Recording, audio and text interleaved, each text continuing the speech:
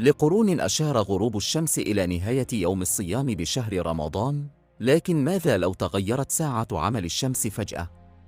كما هو الحال بالنسبة لرواد الفضاء الذين يوجدون على متن محطة الفضاء الدولية التي تدور حول الأرض بسرعة 17,000 ميلاً في الساعة، الأمر الذي يعني رؤية رواد الفضاء ل16 شروقاً وغروباً للشمس كل يوم. سؤال واجه رائد الفضاء الإماراتي سلطان النيادي منذ وصوله إلى المحطة الفضائية في 3 مارس، حيث يحيي المسلمون على الأرض شهر رمضان خلال رحلته. وأوضح النيادي أنه كرائد فضاء فهو يعتبر مسافراً، الأمر الذي يعفيه من إلزامية الصيام، حيث قال: يمكننا فعلاً الإفطار، هذا ليس إلزامياً. وأضاف: الصيام ليس إجبارياً إذا كنت تشعر أنك لست على ما يرام.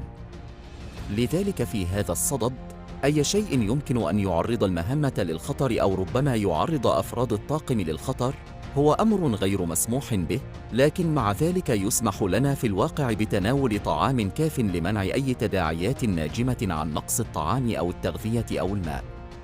وكان النيادي قد أخبر إعلاميين خلال مؤتمر صحفي في دبي في فبراير الماضي أنه يمكنه الصيام وفقاً لتوقيت غرينتش أو التوقيت العالمي المنسق، والذي يستخدم كمنطقة زمنية رسمية على المحطة الفضائية.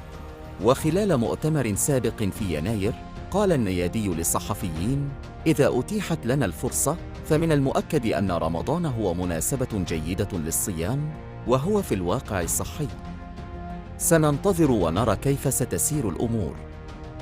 وفي نفس السياق، عام 2007 أصبح رائد الفضاء الماليزي شيخ مظفر شكر أول مسلم يمكث في محطة الفضاء الدولية. وإثر ذلك، أصدر مجلس الفتوى الإسلامي الوطني في ماليزيا إرشادات خاصة لتوجيه ممارساته وممارسات رواد الفضاء المسلمين في المستقبل. وعلى الرغم من أن رحلته تزامنت مع شهر رمضان، فإن المجلس أشار إلى أنه يمكن تأجيل صومه حتى يعود إلى الأرض، أو يمكنه الصوم وفقاً للمنطقة الزمنية للمكان الذي انطلق منه. كما أعفى المجلس رائد الفضاء من واجب الركوع أثناء الصلاة، لأنه عمل صعب عند انعدام الجاذبية، كما جعل استقبال القبلة أثناء الصلاة مرهوناً بقدرات رائد الفضاء. إذا أعجبك الفيديو لا تنسى الاشتراك وتفعيل زر الجرس ليصلك كل جديد.